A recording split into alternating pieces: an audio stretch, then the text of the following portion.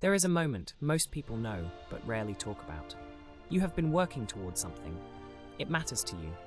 Maybe it has mattered for months or years. And then one morning you wake up and the feeling is different. The energy that used to carry you forward is gone. The goal that once felt alive now feels distant, almost embarrassing. And a quiet voice inside says, maybe this isn't for you. Maybe it never was. Some people listen to that voice and stop. Others don't. The question worth asking, the one that can genuinely change your life, is not whether that voice appears. It appears for almost everyone. The real question is, what determines whether a person obeys it or keeps walking anyway? That is what we are exploring today. Let's begin with something honest. Persistence is not a personality trait you either have or don't have. It is not a gift distributed unevenly at birth. It is a pattern, and like all patterns, it has a structure, a psychology, and a history. Once you understand that structure, you can begin to work with it rather than against yourself. One of the most important observations in Napoleon Hill's work, particularly in Think and Grow Rich, is that the mind does not simply receive reality. It interprets it, and the interpretations it repeats most often begin to feel like facts. This is not mysticism. It is closer to what modern psychology would call cognitive entrenchment. The way repeated thoughts carve grooves into our thinking until they feel like the only possible way to see things. When doubt is never challenged, it doesn't stay quiet. It grows. It starts to answer questions before you've even asked them. Should I try again? The doubt answers before your courage can. Is this worth it? The doubt answers before your desire can speak. This is the psychological pattern that stops most people.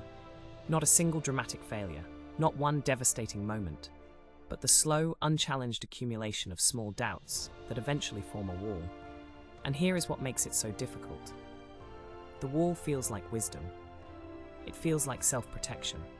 It feels like you are finally being realistic, but there is a difference between genuine discernment, knowing when to change direction, and the mind simply surrendering to its own fear. The Stoics understood this distinction deeply. Marcus Aurelius wrote about the discipline of the mind not as a way to feel good, but as a way to remain functional in the face of difficulty. The Stoic tradition did not promise that persistence would be painless. It promised that the mind, properly trained, could remain steady even when circumstances were not. That steadiness was not indifference. It was a kind of inner architecture, a structure built deliberately so that external chaos could not collapse it. Nietzsche approached this from a different angle. He was fascinated by what he called the will to power. Not power over others, but the drive to overcome resistance, including the resistance within oneself. For Nietzsche, the person who keeps going is not someone who feels no pain. They are someone who has found a reason large enough to carry the pain. He believed that meaning was not found but forged, hammered out through struggle, not handed over in comfort. This matters because many people wait to feel ready before they persist. They wait for the doubt to disappear. They wait for the fear to lift. They wait for certainty. But persistence, by its very nature, is what happens before certainty arrives. It is the act of continuing without a guarantee. So what separates the person who continues from the person who stops? One possible answer lies in what psychologists sometimes call the internal locus of control, the degree to which a person believes their actions genuinely influence their outcomes. People with a stronger internal locus tend to persist longer, not because they are delusional about difficulty, but because they maintain a working belief that their effort matters. That belief is not passive. It is something they return to, reinforce, and protect. Another factor is what we might call the clarity of desire. Napoleon Hill placed enormous emphasis on this. Not vague wishing, but a specific, defined, emotionally charged desire that a person returns to daily. The reason this matters psychologically is that a clear desire gives the mind something to organize around. Without it, the mind drifts. And a drifting mind is far more vulnerable to doubt than a focused one. This is not about obsession. It is about direction. When you know clearly what you are moving toward and why it matters to you personally, the setbacks along the way become data rather than verdicts. They tell you something about the path, not about your worth. There is also something important to say about identity. Research in behavioral psychology suggests that people persist longer when they see the behavior as part of who they are, rather than something they are trying to do. The person who says, "I am someone who keeps going," will navigate difficulty differently than the person who says, "I am trying to be more persistent." One is a self-concept, the other is an aspiration. Self-concepts are stickier. They survive harder weather. This is why the stories we tell about ourselves matter so much, not as affirmations repeated without feeling, but as genuine narratives we construct from our own evidence. You have kept going before. There are moments in your past where you faced something difficult and did not collapse. Those moments are real. They are data, and they belong to you. The challenge is that the mind, under stress, tends to forget them. It reaches for the failures and ignores the recoveries. This is partly a survival mechanism. The brain is wired to weight negative experiences more heavily because, evolutionarily, threats mattered more than victories.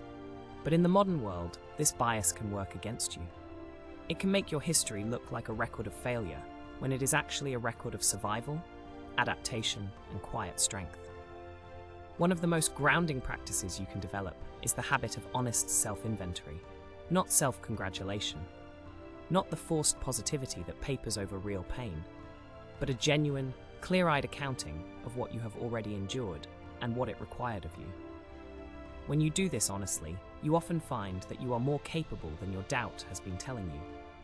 Persistence is also, in part, a social and environmental phenomenon. The people around you either reinforce your sense of possibility or quietly erode it. This is not about blame, it is about awareness. Some environments are built for persistence. They normalize effort, tolerate failure as part of growth, and celebrate the process as much as the outcome. Others are not. Recognizing which environment you are in is not pessimism, it is clarity, and clarity is always the beginning of change. There is one more thing worth naming, because it is often left out of conversations about persistence, and its absence makes those conversations feel hollow. Persistence is hard. Real persistence, the kind that continues through genuine loss, through repeated rejection, through the long stretches where nothing seems to be working, is one of the most demanding things a human being can do. It is not glamorous. It does not always feel meaningful in the moment. Sometimes it just feels like exhaustion. And that is allowed. You are allowed to be tired. You are allowed to grieve what hasn't worked. You are allowed to feel the weight of it. None of that means you have failed. It means you are human, and you are still here, and that matters more than you may currently believe. The quiet power of persistence is not the power of someone who never doubts. It is the power of someone who doubts and continues anyway. Someone who is tired and takes one more step. Someone who has been told no and asks a different question. Someone who is lost and has not yet decided that the loss is the end of the story. That person is not extraordinary by nature. They are ordinary people who have learned, slowly and imperfectly, to treat their own mind as something worth training rather than something to be obeyed without question. You can be that person. You may already be closer than you think. If this video gave you something to sit with, consider subscribing to Inside the Labyrinth. New essays on psychology, philosophy, and the inner life arrive regularly. And if one idea here resonated with you, share it with someone who might need it today. And if this spoke to a part of you that rarely gets heard, stay with that feeling for a moment. You are not broken because you feel deeply. You are only beginning to understand yourself. Subscribe to Inside the Labyrinth for more reflections on the hidden patterns of the human mind.